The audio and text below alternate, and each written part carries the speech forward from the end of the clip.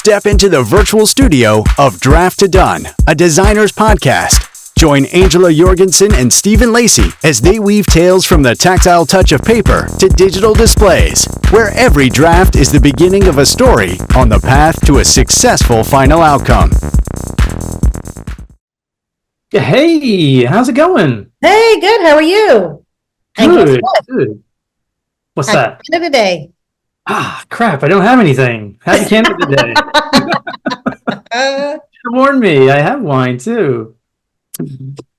Yes. Yeah, so it's Canada Day on this gray, cloudy day. Yeah, I guess it's great where you are too. Yeah, it is. Yeah, the province isn't that big that, well, some days it's amazing just how different the weather is, but yeah, it's kind of gray and gloomy here as well, and the Yeah. festive. So for Yeah. people that don't know, we're actually like 3 hours apart. We are. I'm on the south shore of Nova Scotia, and you are close to the border of New Brunswick. Yes, the North Shore. Yes. Yeah. Yes. Yeah. So it's enough of a distance away. So it's Yeah. that the sometimes the weather is pretty different, but today not so much. No, that's true. No, they've canceled the events that were supposed to take place just because I guess it's too unpredictable, and you can't really see fireworks with the way that they do it. Oh, apparently they canceled the fireworks there. Oh, did they? Okay. Yeah. And people were in an uproar over that. Me personally, I have a dog, so I see how Yeah. it freaks dogs out, so I don't particularly care whether or not there's fireworks or not, but I was reading on the Bridgewater where you are, Yes. the Facebook page that people were quite upset. Yeah, I think so. I mean, me personally, it's not a big issue. I totally forgot it was Canada Day today. It was so not high on my priority list. Right. We have 15 subscribers on our YouTube channel. That's fantastic. That's 15 more than we had when we started. So I know, that's pretty exciting. So thank you for listening and Yes, subscribing. We really appreciate it. And exactly. we have a new topic today, Stephen. And what are we going to talk about today? Well, I think we thought maybe sort of along the directions of client mistakes that we were thinking. Okay. Maybe client horror stories. We'll see how this topic evolves and where it goes. It's all ad lib. There's nothing planned, nothing really written down about what to talk about. So it's just our many years that we've been doing this and the number of clients that we've dealt with, and sort of it's an education for clients, I guess you could say. Okay. And, to be honest with you, I do love the ad lib as opposed to like having this more scripted, because, it's kind of like us talking on the phone, and, it could stay on topic or it may drift, but I'm going to try my best. Knows where to Try my go. best to stay on topic. Yes. So, yeah. So go ahead. Definitely. Oh, wow. Yeah. So I guess just like I said, whenever I had gotten a new client, part of me is just thinking that they have an idea of what they want, whether it's new business or they already have a business and they want to add something to it visually. It surprises me that the number of clients that I've had that they'll come to me and they want to do something different with their business, but they have no idea what to do. And I guess that's okay in a way, because they're relying on our experience in the industry to say, okay, this is typically, if you are a new business, this is sort of the criteria that you would follow if you've been in a business for like 15 years and you're well established. So maybe this is the direction that you want to go in. So it's always a learning experience for both the client and myself, I find. So yeah, it's the brand new clients, they with that I find that have a new business, there's obviously a lot more excitement into it. There's a lot more at play in their heads about not just the design or the concept of what their business will look like or how to promote themselves, but they have all these other things going on in their heads. So, it's not necessarily the visuals that they are worrying about at the moment. So that's kind of put on me as the designer to kind of take that burden off and say, okay, here's a direction that I think would work best for you. I don't know if that makes sense. Yeah. And I agree with you, especially with new clients and such. And Yeah. I'm seeing now this new idea about, I know for me and dealing with clients and talking to clients, and we talked about this before about giving them, like, for example, if it's a branding, we will give them choices for logos. But Yes. I guess now they're not doing that anymore. It's like, no, we're hiring you as the professional. This Yeah. is, and this is what it's, and I don't know how much flexibility there is there. I know. I don't know if I could do that. I don't know. I'm so used to the 3 logo model, and I'll tell you why, because Okay. when I give them to a client, I put them on a old school poster board, and I Okay. ask them to sit with them for a while and Right. let me know what feels good to them. And it's amazing how their mind may change. And I don't know whether or not that's a good thing or a bad thing.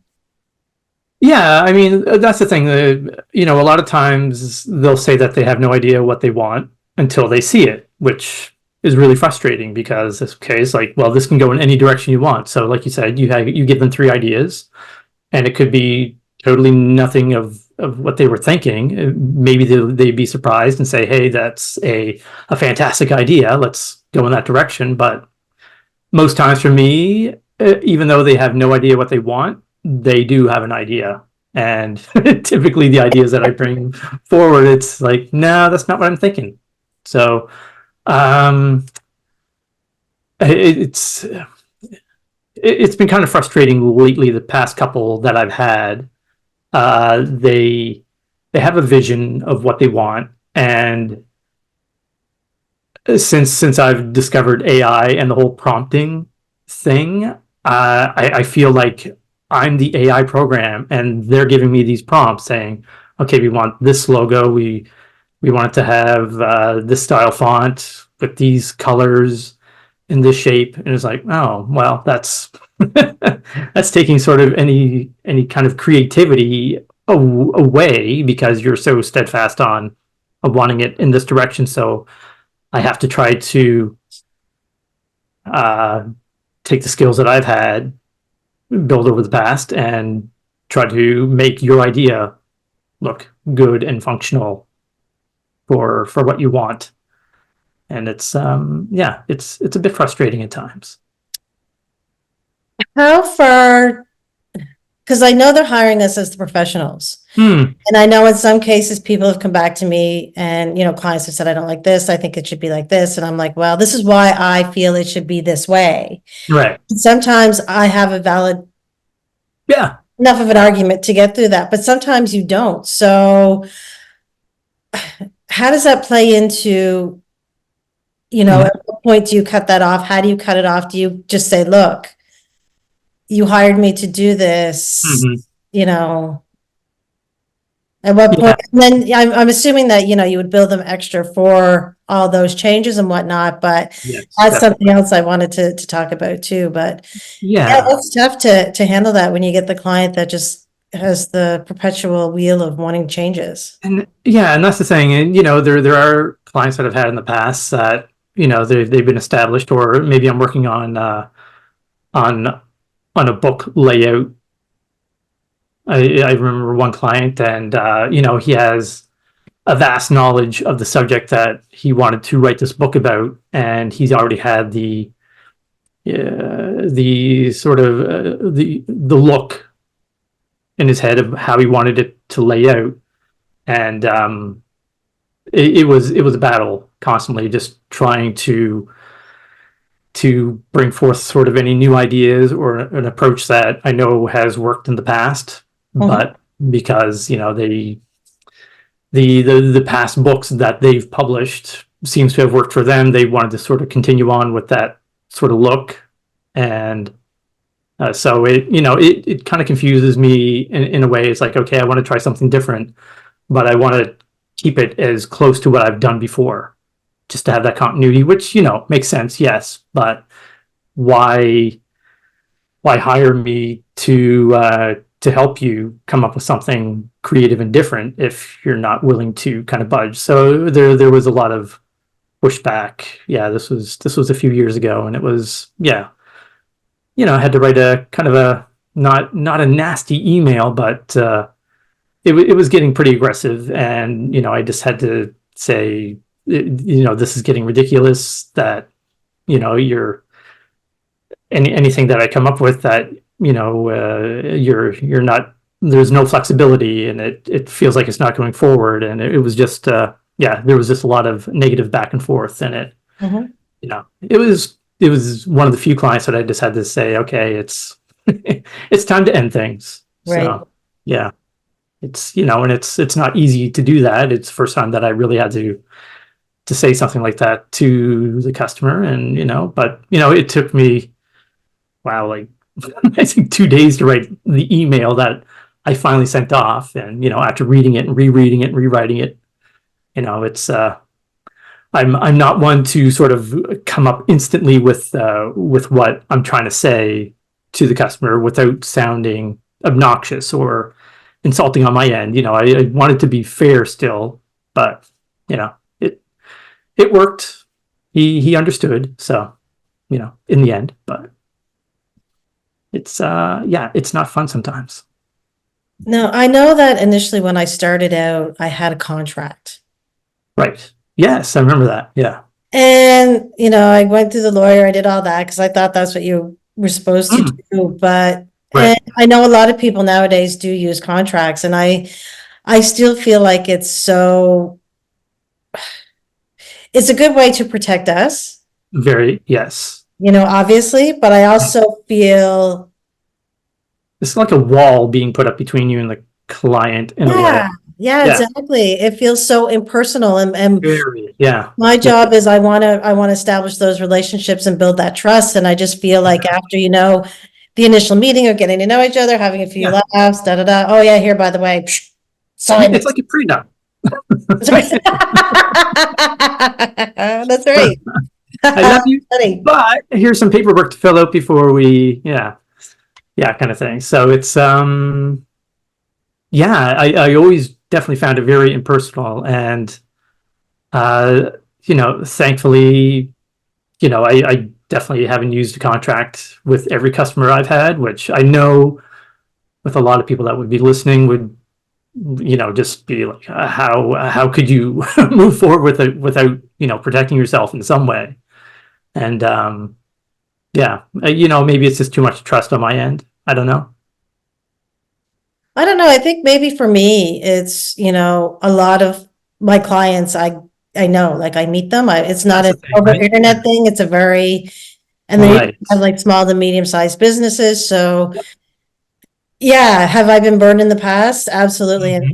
And I haven't been paid. I also believe in karma, hence the name of my business. Right. But yeah, I still believe in the fact that, I want to have those human connections and have that trust Yeah.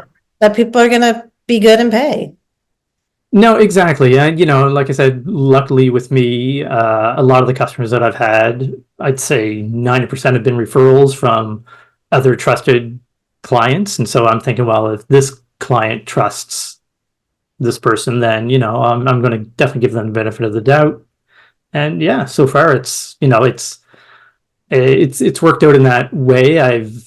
Thankfully, I haven't really had to go searching for too many customers. So it's, it's been good that way. And,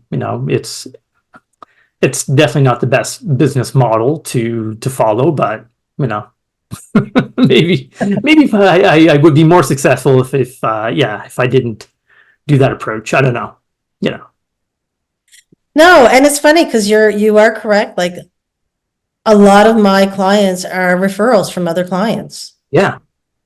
Yeah, so that totally would make sense as to why we would feel a little less hesitant to, because we've built that trust already with our client and then they Right. feel that and they're, so yeah, that totally Yeah. makes sense.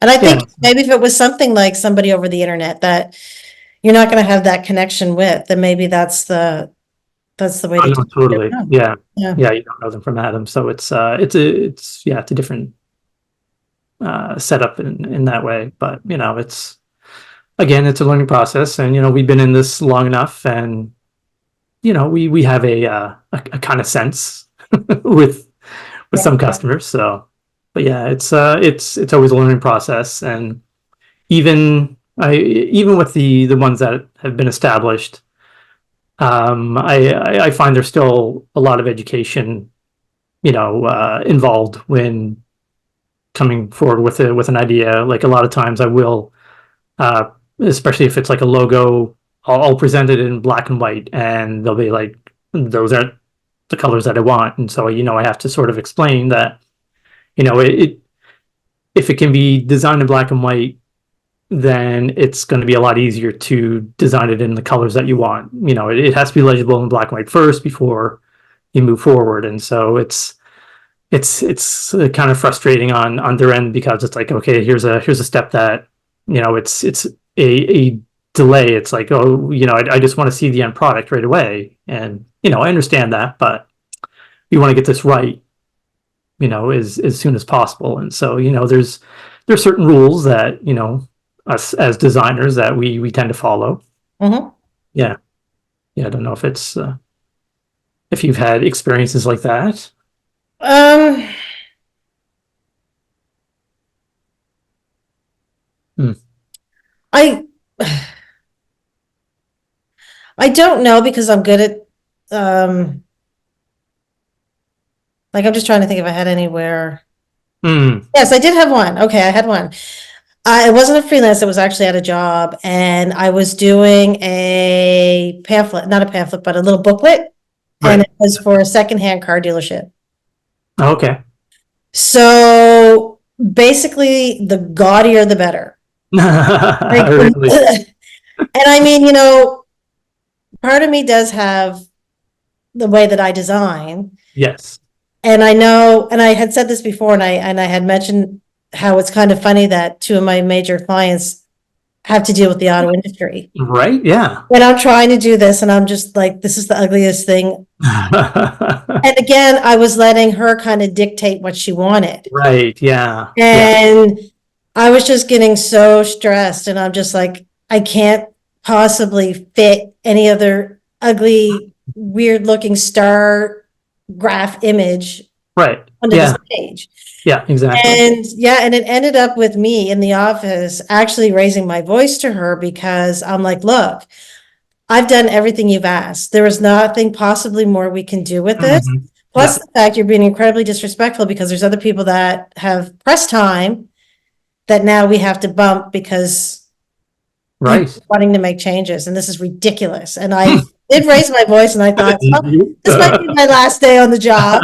But it worked out, and it was Right. yeah, having to be like, no, you're not a designer, and that's Yeah. you can tell just by what I created because it's the most horrific thing I've ever seen. That's the thing. Yeah. And I'm like, I don't want to do that anymore. I want to Mhm. take pride in what I do, and you know, I am a good listener, and it's funny because I had this discussion with my boss the other day because I said, we were talking about rebranding and how to get over that hurdle, Yeah. being a business that's incredibly successful to just, Right. Yeah. Just go a little higher. yeah. And, I had mentioned about this design place in Bedford, and I guess I can call it Image Design. Mhm. And from there, he brought up this guy from Saatchi & Saatchi, which is one of the biggest design agencies in the US. Okay. And this guy was actually British, and we had him over for dinner one night. I know, sorry, I'm going on a tangent here. It's okay. But he was saying, and I was showing him some of my work, and he's like, this Yeah. is not you, show me you. And I was like, what? Yeah.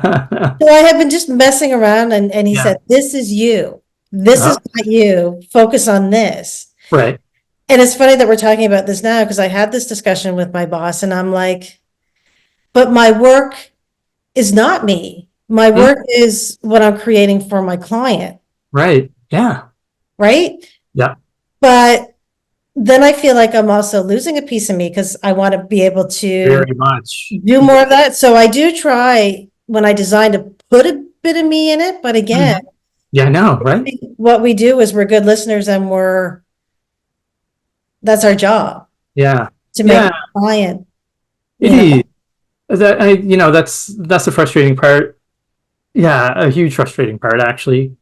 Especially when I see other designers, that we follow on TikTok or Instagram or whatever, and you see their style, and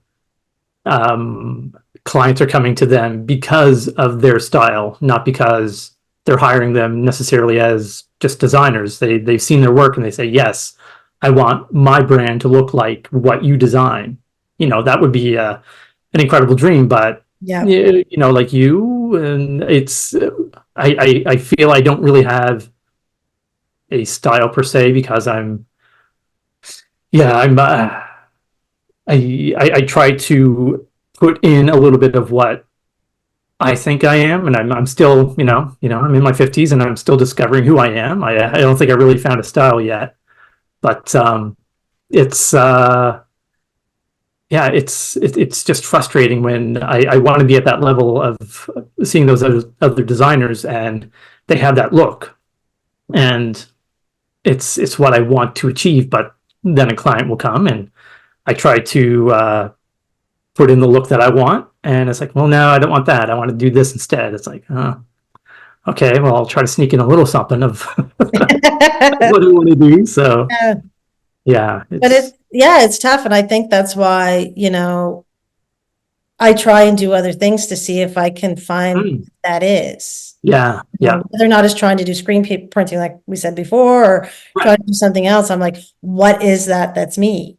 I know. Yeah, we may never find out. That's the sucky part. But it's also kind of challenging in a way because it's forcing us to really, I guess, think about what our style could be. Well, yeah, I mean, I definitely know what I don't like. It's like it's me. I've said in the past, I know what I don't want to do for an occupation. I don't want to be a plumber. I don't want to be a person who puts up drywall. I don't want to do electrical. I've tried all those things. I don't want to do it. So it's kind of the same thing along the lines of design. There's certain things that I definitely don't want to do, and it's so I stay away from those. There may be some projects that will bring me close to those things, but I will typically veer away from going in that direction. So it's yeah, it's a game sometimes. Definitely. You know what? I would totally love to be a welder. You're not the first. And you know what? And it's so funny because do you remember when we were in, I don't think you were in my industrial arts class. No, I don't. We were in high school, we had to do that candlestick. Yes. Remember with the three and you had a twirly thing or whatever? Yeah. I loved it. I thought that was so much fun. Right. And then there was a reality show on where people were doing welding and making all these. That's right. I think I saw that. Yeah. It was awesome. But again, I think for me, there's a design element to both of those. Oh, very much. Yeah. It's an artistic style. Well, I mean, yeah, if you're building ships, maybe not so much, but if you're, Yeah, it's really, but yeah. Anyway, sorry, off topic again. But no, I mean, it's all part of our learning process. Because I was thinking back, actually, it's not so much a client mistake, but a designer's mistake on my end. Remember back, this is kind of photography related, but when we did that that photo session, you and I and a couple other people were in that building. It was a few years ago, and yeah, it was just a group of us, and we had our cameras, and we were just going in and taking pictures, and I had just Point Pleasant Park. That wasn't the zombie thing, was it? No, it wasn't. No. Oh, yes, it was, but I don't think it was at Point Pleasant. Yeah. But Oh, I think earlier in the day, we went to that older building in downtown Halifax that a certain somebody had an office space in. yes, I got you now. I didn't want to mention any names. Yes. Yes. No, no, who shall not be named? Yes, exactly. Exactly. So yeah, so at the time photography was a really big part of who I thought I wanted to be, to sort of implement that in my design. But I knew the basics of photography. We had taken photography at NESCAD with film, both color and black and white. I don't know if you did both color and black and white. I just did black and white. Yeah. And yeah, wow, that brings it back to high school when we did photography, black and white photography back then too. I got in so much trouble. I got so much trouble because of that. And you want to know why? What was that? I don't know why I had Uh-huh. the idea to do this. And maybe I shouldn't say this on here, but I wanted to do a nude. Okay. So This- I don't know if you remember, there was a guy named Billy and he had long hair. Yeah. Yep. So him, Kevin, and I went over to the beach and I had a sheet Okay. and I tied it to this really creepy looking tree. I know this sounds really like bad, but it doesn't say, it's not as bad as what it sounds. Anyway, I got a picture of him with the sheet blowing, and it was actually quite a pretty. Okay. I Okay. You wanted were to doing the nude. It was Billy doing the nude. Oh yeah, God, no, I was shooting. Okay. Yes. Okay. Yeah, this was in high school. Yeah. Yeah. And then I wanted to do some in the church, and my mom found out. Oh, I think I remember that. That's right. Yeah. Oh, that didn't go well. Oh, was she pissed? So that didn't happen. But I Right. do remember developing it because we developed it Yeah. in the industrial arts room. Yeah. And that was the only picture that turned out. Wow. Really? Like, yeah, it was the one on the beach rocks, and it was blurry, but Yeah. Yeah.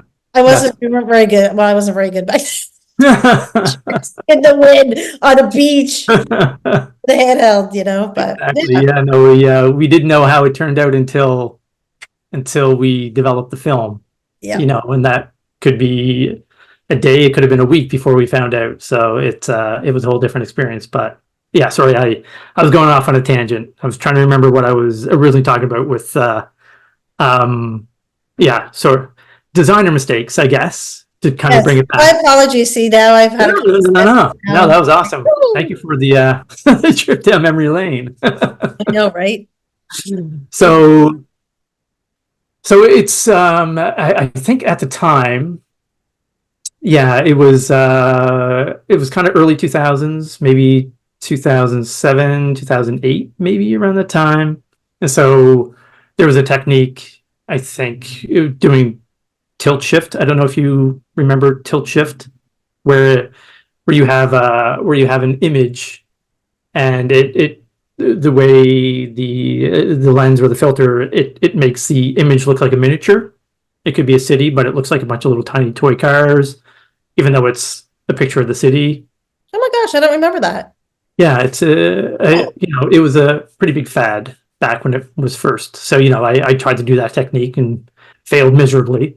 But it's just me not understanding the process enough. I have enough basic understanding of photography that I could take, find basic pictures. But when we did this photo shoot, there was somebody there that did know photography quite a bit, and he did these amazing sort of because it was an older building. What was his name? I got to remember his name because people should look up his. Yeah, he did amazing stuff. And it was basically all nudes. Like he did a lot of nudes and some landscapes, but wow. Yeah. So, this building was an older building, had a lot of cool architecture, and it sort of had this sort of detective noir sort of feel to it. And it was just, yeah, it was beautiful. So here I am trying to take these pictures, and, they're turning out shit. And it's like, it must be something wrong with my camera, obviously. But but no, so he came over and he just clicked a couple settings on it. He goes, here you go. And so I started taking pictures like, oh my God. So it's just me not understanding enough of the nuances of the tool that I'm using. And so, it was frustrating because here I could be taking these amazing photos if I were to just sort of delve into knowing photography a little bit more, and just, okay, if you have this kind of lighting, do these settings, because I didn't have a flash at the time, but still, by him just coming over for 2 seconds and changing a few settings, it's like night and day. So it's, again, I guess, to sort of bring this into back to client mistakes, it's just trying to show them, if you want to do, if you want to go in this direction, here's some things that it's probably best to follow. I realized sort of the end result that you were trying to achieve, and this is probably the best direction to go in to try to get that. But yeah. I think you're selling yourself too short. I do, because I see your work, and your illustrations are phenomenal. And a lot of the stuff that you do is really good. You did my logo because I can't draw. So there's a skill set that you have that I don't have. So right. And I know this because when you work for somebody that is very self-assured and knows what she wants, and it's just like bang, bang, bang, bang. Right. You learn to go with it, and you learn things. And I feel like you're just selling yourself too short, and you just need to be a little bit more. Well, totally. It's just, it's me understanding sort of the basics of a lot of things, but again, I'm not really sure what direction I want to go in as an artist, as a designer. Like I said, there's certain styles that I love and that I try to achieve, but maybe I just don't, go as far as I should when I'm trying to learn that technique. And and that's the thing. It's design trends are another sort of trap that a lot of us fall into, and especially, like I said, with this whole tilt shift technique in photography, it's beautiful, but when I tried to replicate it, it sort of came across as this cheesy soap opera dream effect. I'm doing something just not quite right. And you know what? I will agree with you, because there's, I do watch the TikTok videos of, them doing the logos, and it's like, I don't know if I can even remember a third of what they're doing. Right. Exactly. Now I know they're speeding it up for TikTok, but I'm like, Jesus, I don't know software that well. No. And I don't really, if I want to learn a technique, I'll learn it. If I was in a classroom setting being taught how to do it, I do it. Mm-hmm. But I think that we were brought up doing more hands-on, doing more conceptual, doing more. Yeah. And so maybe we do have a style, but we just don't. Oh, I know it's there. Yeah. Yeah. I mean, you and I both have something that it's there. I'm not sure how close to the surface it is. I'm, as a designer, I've done things many years for different people. Like I said, I try to implement sort of my way of thinking at the time, obviously, because I'm trying to get a nice sort of end product for them. There's certain elements that I've noticed that I keep adding, maybe subconsciously, I don't know, but I kind of like the whole black and white pen and ink sort of technique with cross hatching and that kind of style. So if there's an opportunity for me to put that kind of in, I will. And so I'm pretty sure that that's the direction if I wanted to do something that I would go in, because I do love silk screening, and I think I mentioned before that with LinoCut. I was just going to say that. Yeah, so I just love LinoCut, which is really odd because I didn't really know LinoCut until my daughter. She started doing it in high school. That's what they did, sort of one of their final projects one year. I was like, oh, that's fantastic. And looking back, there's many artists that I followed that did lino cut, but I had no idea at the time that's what it was. But I just absolutely love that style. So I think that that's the direction that I'm sort of edging towards, that kind of stylistic, artistic, more iconic, depending on what the client wants. But if I can put that element in, I do. And with my day job, I've been doing that a lot more. Because a lot of the images that we use at work are pretty dated, sort of the catalog images that we have. So if I can find something different and implement that style, I do. And so far, it's I've had a couple that haven't worked out, but the majority have. So it's kind of nice, that's cool. yeah, that's and also with my employer, that they're open to sort of me testing the waters with this kind of new technique. I like I said to them, I know I'm pushing the envelope, and I've discovered a couple things that don't work, so I know I have to tone it back a little bit. But yeah, it's all still a learning process. It doesn't matter how old we get. Oh, that's right. Yeah, which I think is a good thing. I mean, I don't want to be pigeonholed into this sort of one style for the rest of my life. Yeah. Especially if I, along the way I discovered something new that I could probably implement into what I'm doing. But yeah, it's interesting because when you were talking, and the only thing that I kept thinking in my head was linotype. Because when I look at your own personal kind of work, whatever, that Right. totally makes sense. Yeah. Yes. Totally makes Exactly. sense. And I don't like, my style is very clean. Right. I don't want it to be that way. I want it to be, like I said, I like the dark, gothy kind of weird stuff. Right. But yet, it's kind But of yet I'm the complete opposite. right. The complete Really? opposite. And I'm like, What the hell? well, right? I Yeah. totally get it. If I actually sat down and focused on what that meant, Right. really investigate it, take the time, then yeah. But I mean, as you say, you kind of need time to be able to do that. You do. And You do. yeah, I don't and think it's something that happens overnight. No, that's the thing. I mean, we are, I think we're still a little bit before retirement age, and it's just one of the. I sure hope so. Anyway, Okay, you want to know something hilarious? that Sorry, remember your thought. Yeah. I gotta get a hearing aid. No, do you I have to get a hearing aid. really? Yeah. That's been medically verified, or you're It's like, been I think I medically need a hearing aid. verified. I went for testing, and the hairs in the cochlea on the right side are kaput. Really? Yeah. What's that from? Yeah, well, I wonder. You know what the doctor said? And not to cause any That loud, heavy metal music you're listening to. No, because he asked me, and I said, "Yeah, I've gone to concerts. I do listen." He Yeah. said, "But the thing is, if your ears aren't ringing after it, you're okay." Oh, really?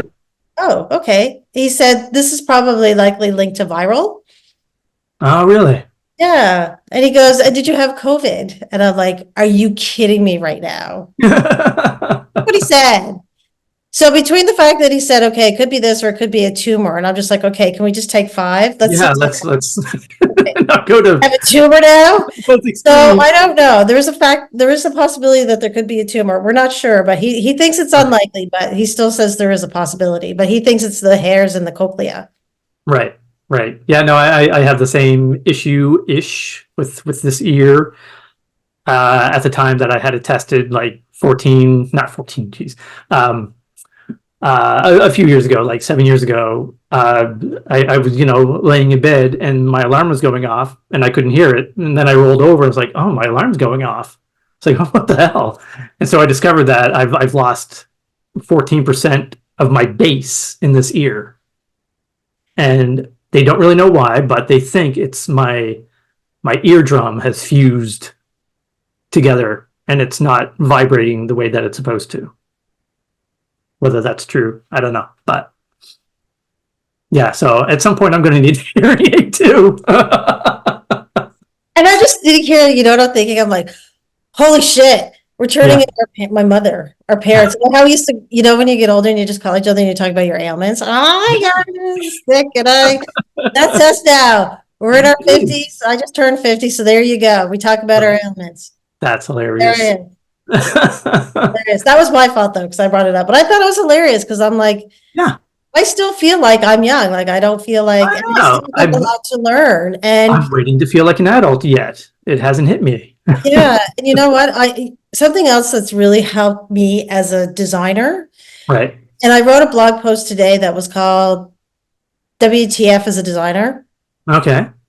because I'm like, that's a question, like, what the fuck is a designer? Like, if somebody asks you what your job is, you say, I'm a graphic designer, and hmm people have kind of a general idea of what you do. 50 You years know, ago, it was easily yeah, figured out what whatever. a designer was. Yeah. And then I was thinking about it today, and I was like, if I look at, what I do in the run of a day some days, and going back to trying to figure out your style, but if you're working for somebody else and you're like doing some filming, editing, and then, Mhm. I just read a book on copywriting because I have to write copy as well. No, okay. Like, if I were to ask you what a graphic designer is pretty much, but it's not, because we're talking about, even Way during too this broad range. podcast, we're talking about That's right. communication, Yeah. on a podcast, hmm everything that's related to graphic design that is so much more Yeah. than just doing a logo for somebody or doing, and again, going back to clients, I feel that if we iterate to them that knowledge that we have because of hmm all these experiences we have, then Yeah. I feel like maybe we're building confidence, and then, Yeah. Building confidence in ourselves, let yeah, alone trying to and there's clients that are just a pain in the just to ask it. Like this is what I want, and this is how I want it. Design it. And there you go. And yeah, so then that's our choice, whether or not, like you said, we just say, yeah, I can. Yeah, yeah. So it's that's the thing. It's as much as I love design, I'm kind of leaning more towards not fine arts, but more the artistic side, and just just some days I'm just tired of like designing a business card. I just really don't want to, especially whatever I'm designing. But and I just wanted to sit down and just do, like you said, just hands on, just that tactile feel that when we first started in design, that's what it was all about. There was no, well, there was digital, obviously, but it was a lot more tactile. We had to, we had to have this pen set. We had to have, these remember that ruler that we had to buy, that was just that flexible. I forget what it is now, but I have it. I still so have mine. I never used it because I didn't know how to use it. I'm like, what the yeah, heck are all these numbers? I didn't use it, but I still have it. I'll bring it up yeah, for the podcast. yeah. No, but it has points and picas and Yes. inches, centimeters, and all these. That Yeah. at the time we had to learn, and it's is it necessary? I don't know. It's when thinking back in my high school days, especially when it came to math, I was I was never good at math, and I just did sort of just your basic math, and I was wondering why I'd ever have to learn fractions and decimals and that kind of stuff, but I use it on a daily basis.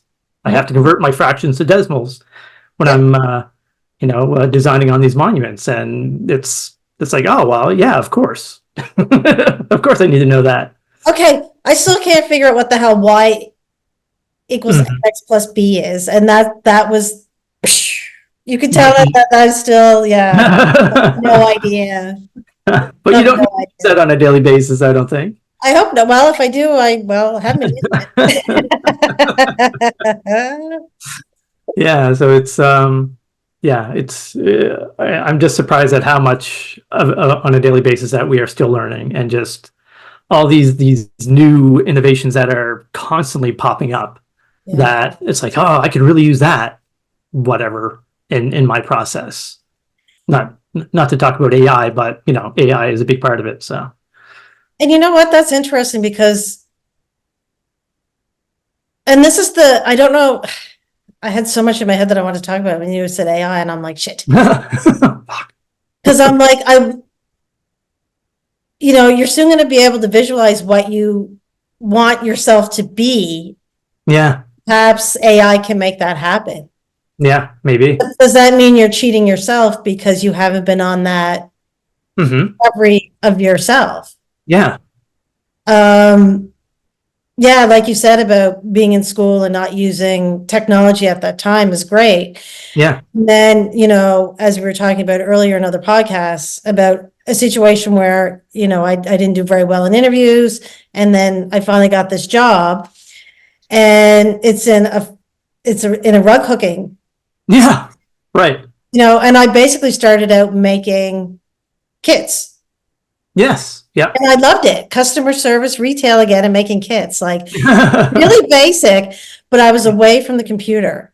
Yeah, exactly. That's right. And and it was still a very creative environment. And then my boss figured out, okay, now I feel like I need to utilize her skill set, which meant going back in front of the computer, which, is good. Yeah. But because I was in that environment and I was doing the hands-on work, I was hooking rugs, I understood the art, I understood the passion where it was coming from. Yep. Which is what you need. Yeah, it also helped me build myself creatively. Right. So again, that's just taking myself out of it. It goes back to earlier when, I said before about being at NASCAD, and they're like, you need to take fine art classes. And I'm like, but I want to be a designer. And they're like, but you got to do other things. You got to Yeah. And that's the one thing, as much as I criticize NASCAD, in some ways it was beneficial in that aspect, that push you to do things that you wouldn't normally do. And but at the time we were too full of ourselves, I think, to say, it's like, I don't need to know that. This is the direction that I want to go in. So I'm just going to learn this. I don't need all this other bullshit that you think I need. But looking back, it's like, I probably did need that. Bullshit.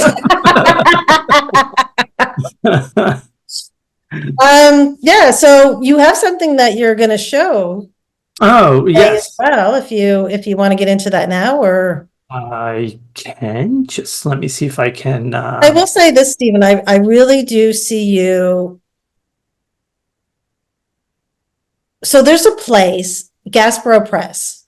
Yes. I see you being like Gasbro Press. Yeah. Yes. And if anybody doesn't know what Gasbro Press is, they do all book covers and posters, but they do prints. So I'm assuming it's a linotype. It is, yes. Well, I don't have it in the background now, but I would go to Gasper Press. I try to every year because they have this thing called the Ways Goose, which is a sort of a printer's end of year party to sort of show the. The reason I'm looking around, I do have one of his posters. Oh, do you?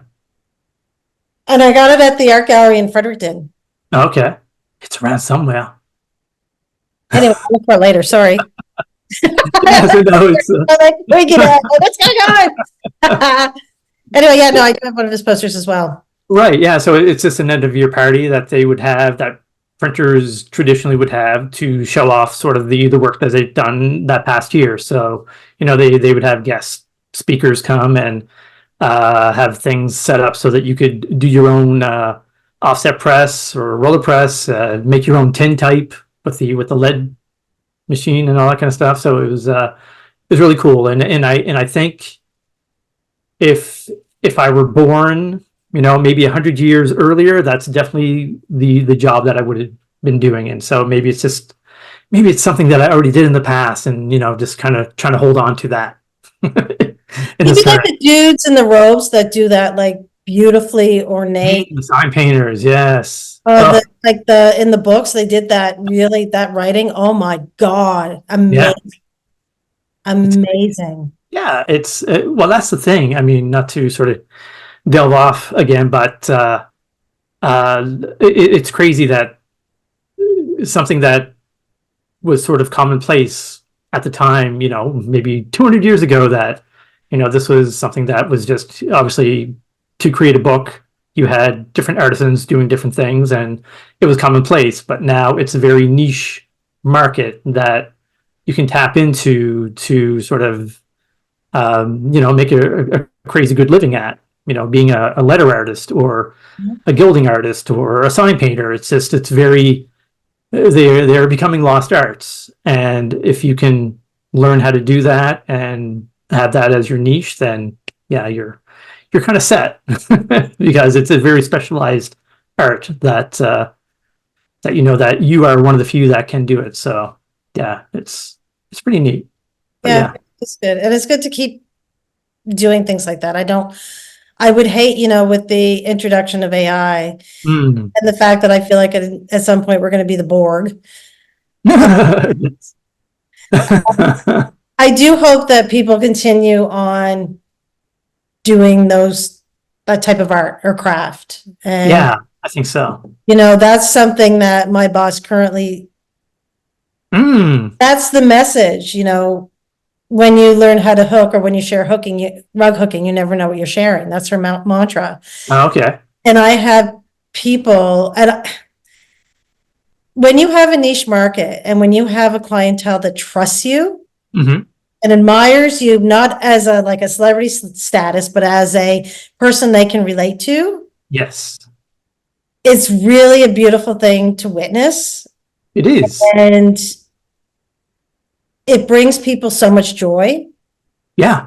Because a lot of people found that during COVID, they didn't know what to do. They were stuck alone in their apartments, and they found this rug hooking community, and they were using their hands. Yes, it's so important. It's people don't realize just how important it is to have this sort of tactile connection to the art that you're creating. Yes, absolutely. And I don't even want to call them testimonials. I've been on the phone with women, and I've just gotten off the phone in tears. No, really nice. She has one customer that we haven't heard in a while. Yeah.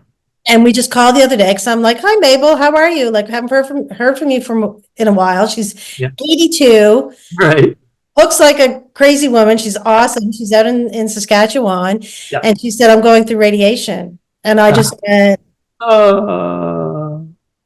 So then we went over to the Maritime Tartan store, and I just got her a tartan lobster, and we got her an apron just to lift her spirits, right?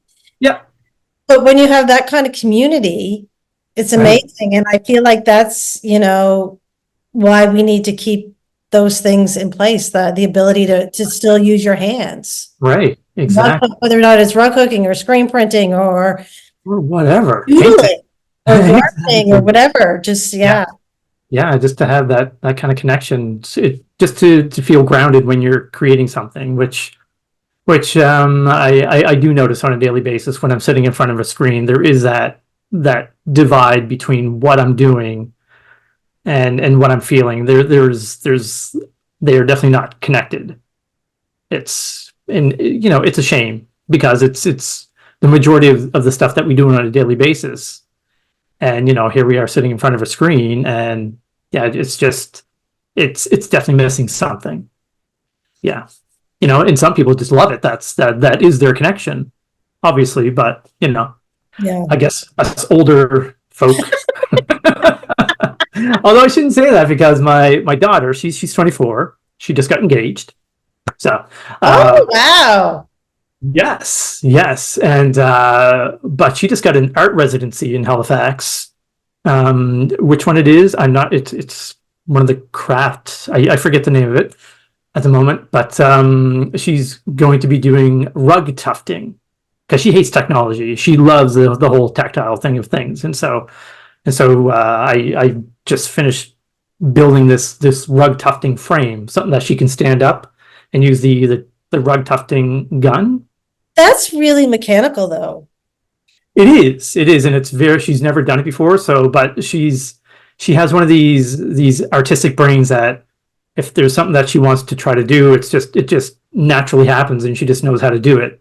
It's already there in her DNA somehow, and so I don't see it being an issue with her. I mean, she has tufted rugs before by hand with the tool, which I'm not sure.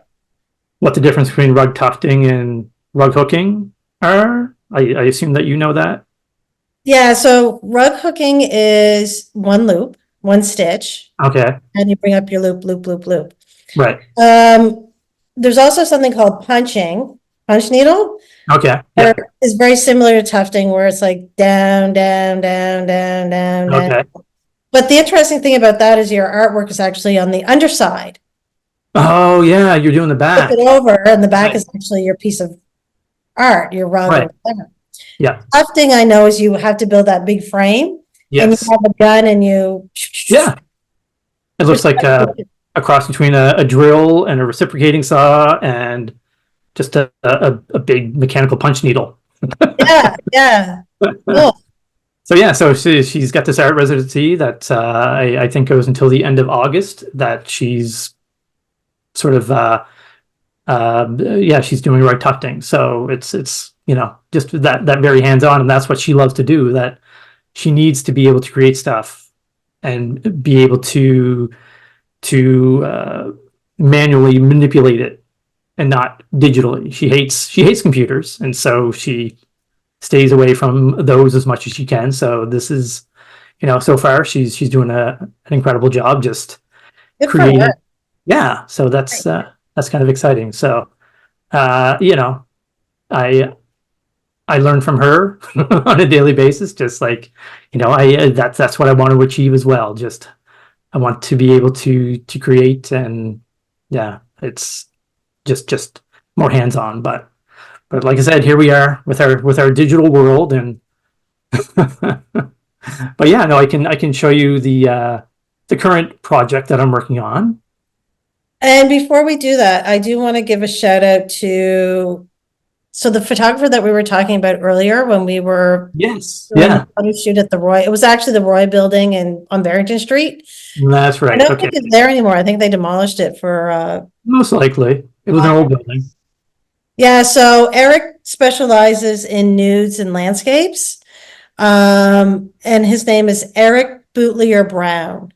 So that's Eric Boutlier, Boutilier Brown photography. Okay, And he shot one of my friends who just amazing. really. Yeah. Yeah. Like I said that day, he just like I said, just clicked a couple buttons on my camera, and it's like, oh, that's all I had to do. So I didn't touch those settings for the longest time, hoping that it would sort of transfer over to whatever I was shooting, but no, it was just that one time. But you know what? And that kind of frustrates me too, because I don't have that brain I know. to remember. Yeah. Same.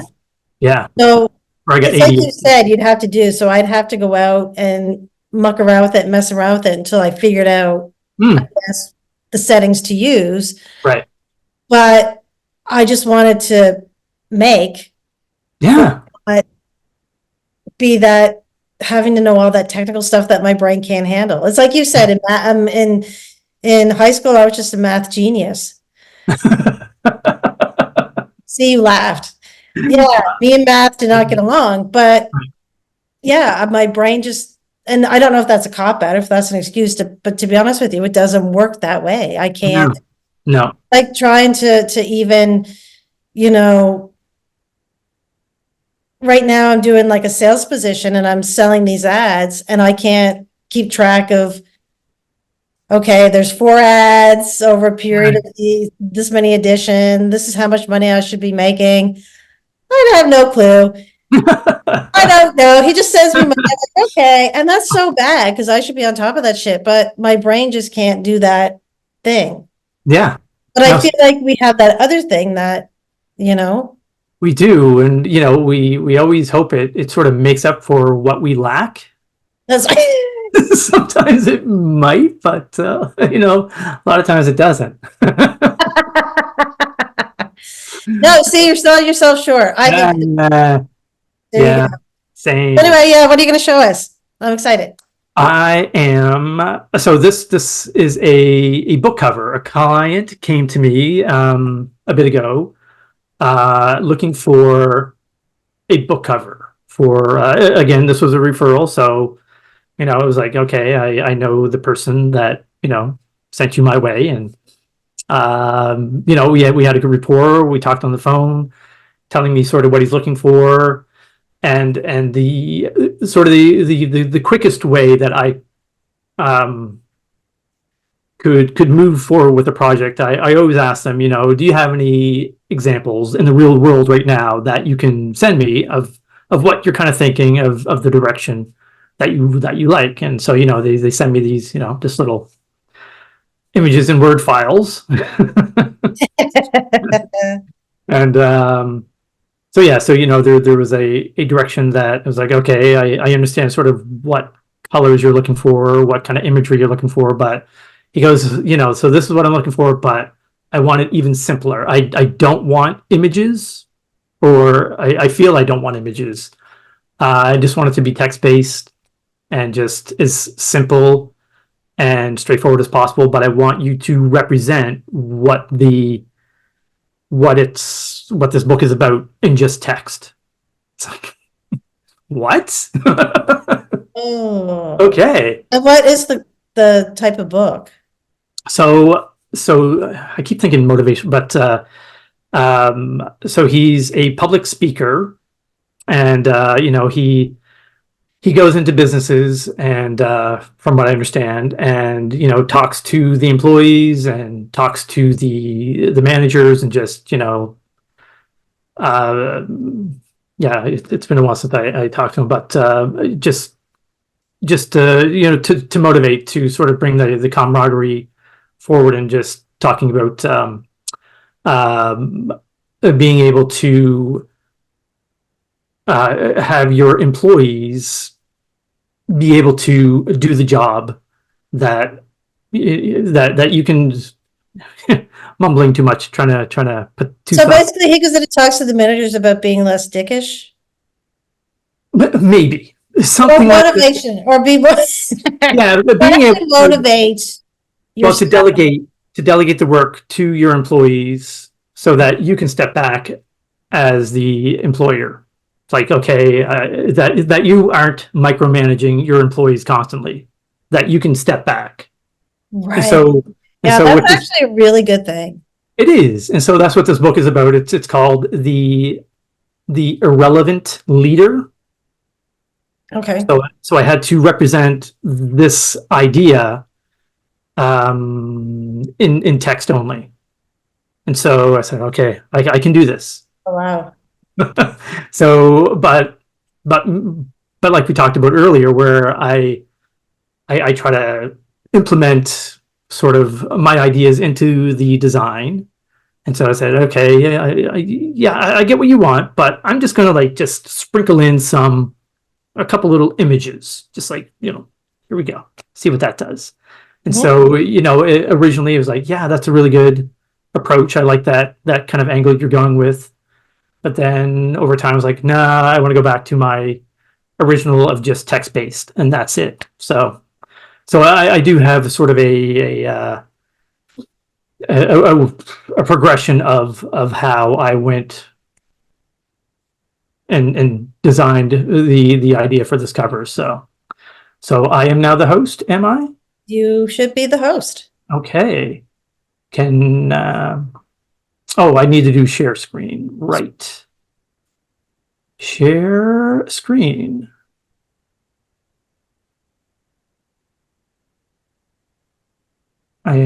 Share. There we go. All right. Can you see? I can see. All right. Cool. All right. So, so just thinking along of what I wanted to create. So, like I said, I wanted it to be as simple as possible. So eventually I sort of came across the idea of using positive and negative imagery. I thought I could sort of implement this kind of positive and negative approach when I was putting it together on the cover. So I thought, I could use this sort of paper art approach. I found it. He is an artist, a paper artist, Peter Callison, I believe his name is, and he does just amazing, simple art with just a single sheet of paper, typically. And as you can see by some of the examples, just using the positive and negative space. And so I thought I could use the same approach with maybe using the positive aspect of the paper as the employees, where the negative cutout could be the representation of the employer, where it's like, okay, I'm able to sort of guide you in how to continue running this business and have me step back to work on other important things. Right. So this was kind of my inspiration moving forward. So He does that with one piece of paper? well, I some of it I'm thinking not like this one here, where the person's hanging off the edge. That's definitely one sheet of paper. This one Yeah, up here. that's cool. Yeah, that's really cool. These ones, I don't know. It really looks like one It piece looks of paper. like it, but that would be incredible.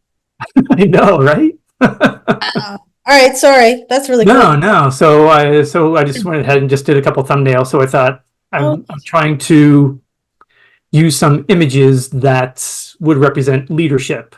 Now, unfortunately, a lot of images are sort of geared toward males. It's definitely, you have a king's crown, or other images I was thinking were like the king chess piece, or raised fist, but it looks like it's wearing like a three-piece suit. So I had these sort of ideas with like I said, the raised fist. So it's I just have it sketched so it looks like the fist is a cutout. This one here with the man as a cutout, but the people in the foreground are they are the sort of positive part of the paper. Cool. Yeah. So same with this one here. This would be related to the employee. This is the employer. It's just to kind of keep it simple. But again, a lot of the images that I had picked out were sort of male heavy. And so one of the original things that he did mention when we were first starting to come up with a concept for this was that he wanted it to be gender neutral.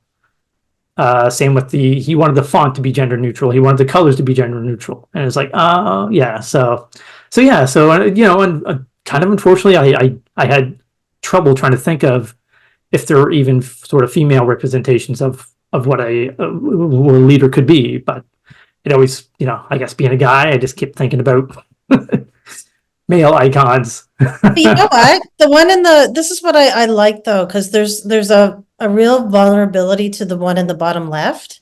Yes. Because you do have the male figure, but he actually is stepping away a little bit.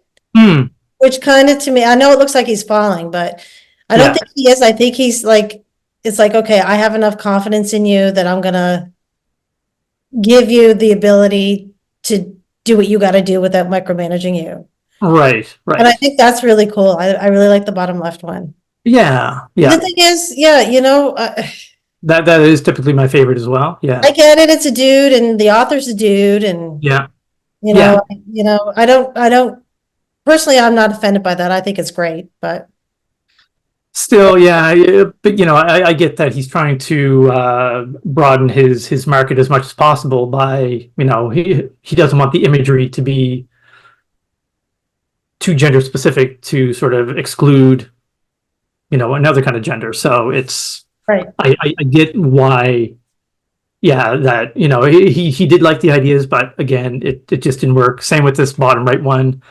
It's they're just generic factory workers with this teeny tiny silhouette of the leader, quote unquote, in the background, sort of leading in the distance. Oh, I didn't see that. Yeah, so everybody I didn't get that. I'm sorry. Yeah, I didn't know that. Yeah. No. Okay. These Okay, are just cool. concept sketches, but yeah. So showing these to him, he's like, yeah, these are great, but it's still not going in the direction that I wanted. And so this is just me trying to implement my little bit of creativity forward, because I do like to, if I can represent something even in a book cover as simplistic as possible, then yeah, I'm if I can convince the client that this would be a good direction to go in, then yeah, totally. Because some book covers are just amazing. What some of the very simplistic ideas that they come up with, but they're like just right in your face. That yes, that is exactly what I'm trying to represent. So, but in my case, not so much. So I went back to the drawing board and sort of came up with these text-based sort of ideas. Cool. And so yeah, I just threw stuff against the wall just to see what would sort of stick with me first. Again, I did everything in black and white just to sort of speed the process through because we didn't really talk about color at this point. So I didn't want to start implementing color and then have the color distract them away from the design.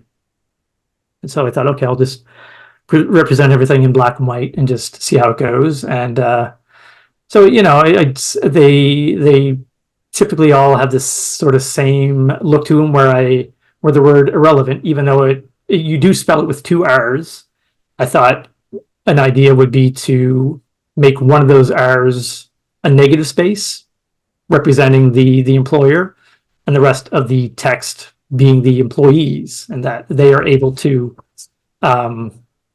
represent what the word is still, because there's enough there that they can work together that you can read it as the irrelevant leader. So these first top two, pretty much the same kind of idea, where the second R is a negative space, and the rest of them are I have drop shadows off of them so that they look like that they're sitting on top of the page. It's interesting because now that I get a better understanding of kind of what you're going for. Right. I know initially I like the top left. Yeah. But now I'm kind of also looking at the bottom left too. Yeah, and that's the one that I really... Because that's really kind of obvious. And I think that the top may be obvious too, but yeah. I mean, I really love the approach of the bottom left, but in a way, it's yes, it sort of gets the point across. The second R is fading out of the picture. They're sort of in the background. They don't need to be there. You can still read it as the word irrelevant. It still looks like an R. But I think one of the problems is that it has too much of a theatrical feel to it. It looks kind of like a movie poster in a way, sort of a nostalgic movie poster. It sort of takes away from what you're trying to get across. Okay, and thank you for explaining it to people and we apologize that if you're listening to this on Apple or Spotify or podcast provider. We are on YouTube, so you can go and look us up there if you want to see the vision. But I get it. That's cool. Yes.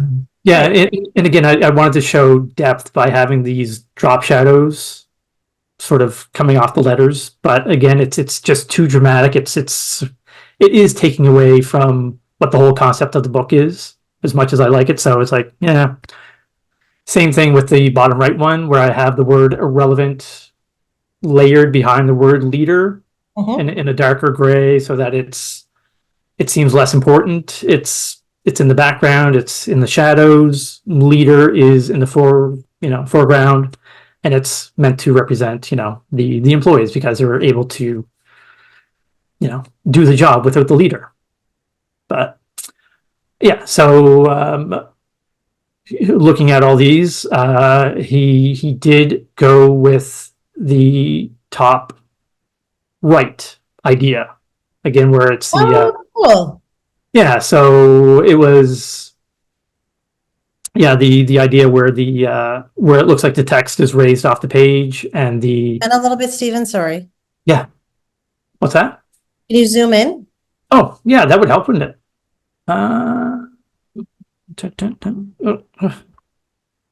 There we go. Yeah, so again, it was just the black and white version, and so the 1R in relevant is looks like a cutout, and the rest of the text is sitting off the page with represented by the drop shadows.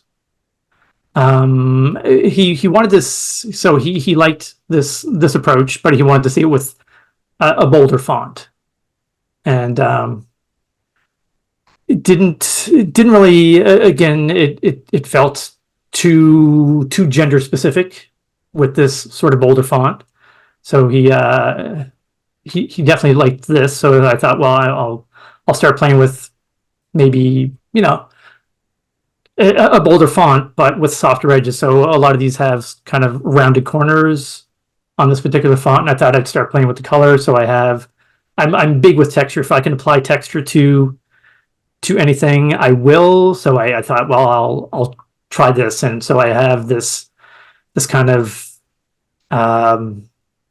burnt orange, sort of edged, textured background where it sort of fades to a kind of brighter yellow towards the center, and so again, it's me trying to implement sort of my idea into it.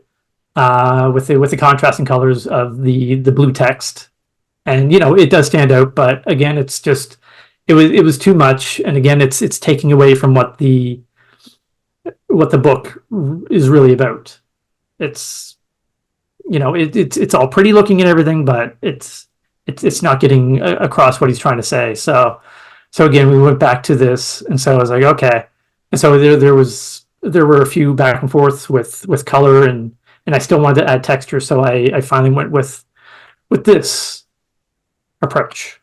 So it still has a textured background, sort of a wrinkled paper kind of feel to it, but very, very subtle.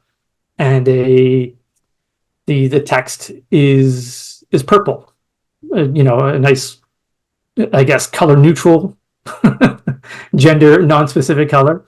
I think I don't know if that's true. I think those are the I don't know. trans color. Maybe.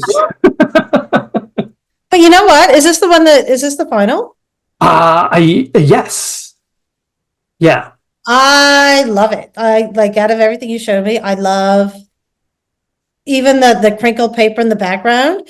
Yeah. There's something very soft about it. Exactly. So that kind of brings in that if I'm going to say it, it softens it a bit more. I like the contrast between that softness, and I like a starker font. Right. And the dropped out irrelevant. Yeah, I think it's great. Yeah, well, that's the thing. I didn't want the background. I wanted there to be a texture. It's important to me as the designer to sort of implement. Yes, I want to put my idea into it. I wanted to have texture of some sort.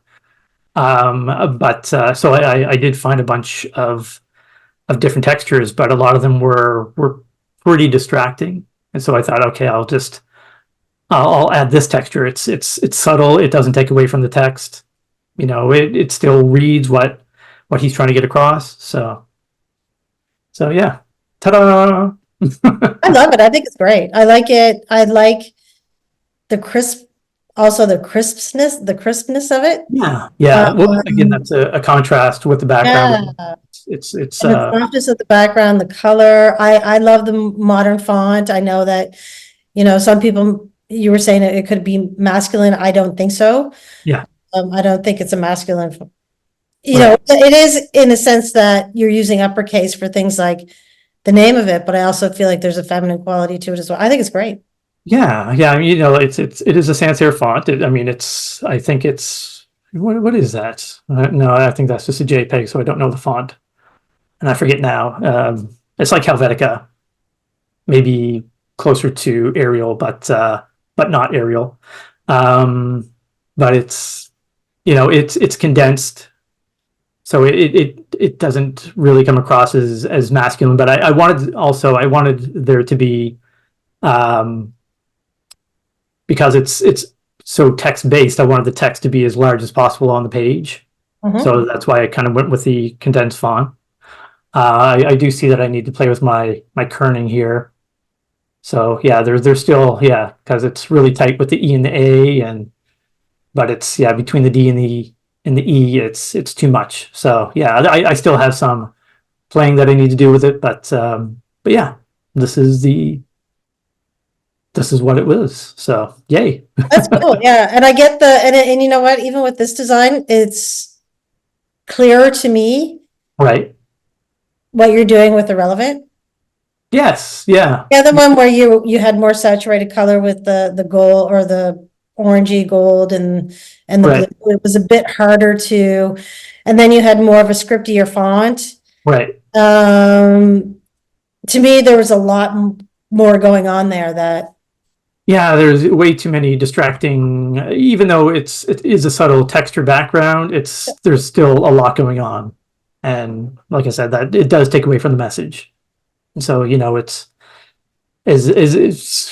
yeah, as much as there's filters that I play with, I was like, oh, I like the way that this looks, and then I thought, oh, the next design that I'm going to do, I'm going to add those to what I'm working on. But yeah, I have to be sensitive to the project that I'm working on and not get too excited about, sort of new techniques that, oh, here's another, another tilt shift project that I was like, it doesn't. But you know what? You made it simpler but you didn't really make it simpler, if that makes sense. Like you've added more to it, but it's less of it. And that's the beauty. And that's what I love about design, when you have those moments that, when it comes together and you're like, yeah, that makes sense. That's it right there. That's, yeah. And, it is kind of a dance that we have to play sometimes, because there are so many trends, so many fonts, so many colors, so many textures, and just ideas that you and I, as designers, we want to put in, but we always have to try to step back, and we have to be able to see that, okay, I like the looks of this, but it's not really coming across with what the client is wanting. right. It's frustrating at times. Well, you know what? I hope he's happy with this, because I think it's great. Yeah, seems to be. So yeah. So that's what I worked on. Yay. Good job. Yeah. So how do I just stop share. I'm gonna give you back. Okay. That's okay. And then we should probably wrap her up.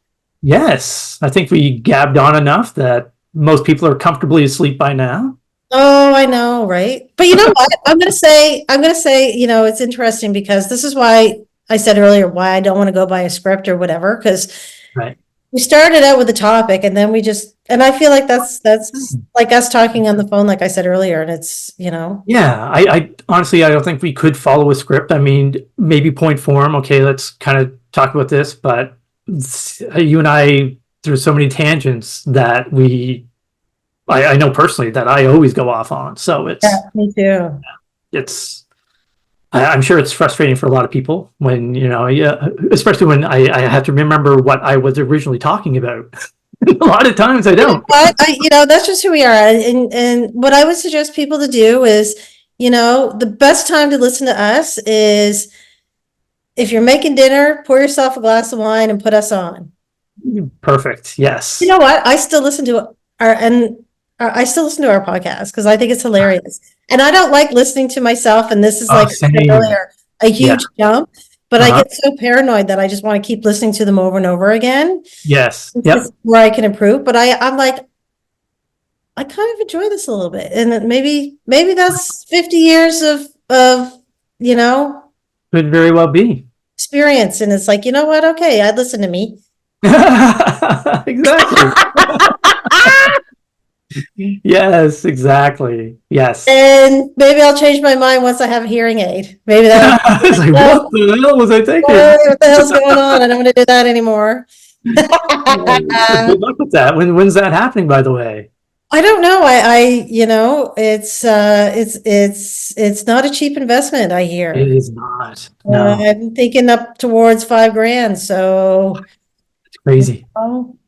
Maybe we need to set up a Patreon or That's right. Hi Angela, hearing aid. Maybe if you do, she won't be so effing loud. Yeah, I don't know. It's the doctor said it should be relatively soon because if not, apparently at some stage, if you don't get it, hmm you could essentially have a constant ringing. Oh, yeah, you don't want that. Yeah. Oh man, that would drive you insane. Could you imagine just like Oh, no, no. it's like my laugh. Well, that's the thing. I mean, your other ear is, I guess, compensating for, the lack of that ear. So, your body is constantly readjusting to your hearing loss. So, yeah. No, I think I'm okay, and I'll tell you why. I feel like I'm more blind in the left eye. Okay. So the right eye will be compensating for the left eye. Yeah. The left eye is compensating for the right ear. So Got it's a balance going on. It works. Awesome.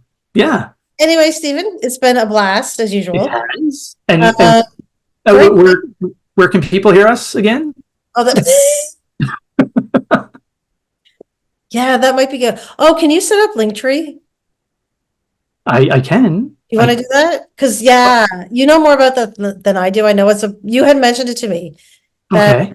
Instead of putting all your socials there, you just go on there and it links all your socials to that. Right. Okay, I'll send you the info and if you don't mind.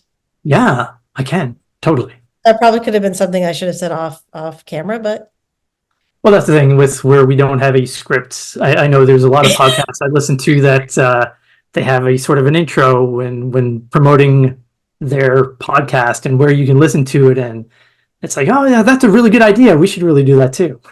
Yeah, I'll let you do that. Okay, Stephen, where can people find DraftToDONE, a designer's podcast? Well, on YouTube, on Spotify, on Apple Podcast. Yes. We're on Apple. We are on Apple. And Apple. Buzzsprout. Okay, Buzzsprout. Yes. There's a lot of other ones that I clicked on. They're not as popular as like your main kind of right. Spotify, but you know, check. You can find us. No, totally. Yeah. You'll find us if you really want to. We're on Instagram and Facebook. Yes, right, exactly. Yes. Yeah, please show us some love. We're not getting as much love there as we are on YouTube, and yeah, please. We're old, and I have pride. This is one glass of wine, folks. Anyway, we'll get this up as soon as possible. And is there anything else that you wanted to finish off with? Not that I can think of. I think I've babbled on enough, and I hear my dog. He's trying to get off the couch. I got a little puppy, and it's too high for him to jump, so I got to get him off of that. Okay, well, you can't say that without showing the puppy. Come on. Ugh, well, he's not a puppy. He's 13 years old, but he might as well be a puppy. Oh, okay. Well, if it's too much, don't worry. Oh my gosh. This guy. And recently discovered, I thought he was a purebred teacup terrier, right? But he is a cross between a Chihuahua and a terrier. Oh wow! Okay, what's his name? So, Romeo. He's a rescue that I got 5 years, 5, 6, something like that. Yeah, a number of years ago. But he's 13. He's got no teeth, and yes. He's certainly a Romeo. Look at that face. Hi, Romeo. Yeah. So he's got a lot of Chihuahua in him. I forget what the breed is. It's like Chorky, I think it is. Chorky. Okay. Something like that. But yeah. It looks like he does have terrier. He does. Oh, totally. Yes. So yeah. But yeah, that's him. All right. Cute. All right, Stephen. I'll get this. Right. And thank you, everyone. Thank you. Yes. Thank you, everybody. To us. Thanks for subscribing. We really appreciate it. If you could, subscribe, like, share, help us out. That would be fantastic. That would be really kind, and we'd really appreciate it. We would. Very much so. All right, everyone. Until next time. All right. Thank you, and take care. All right.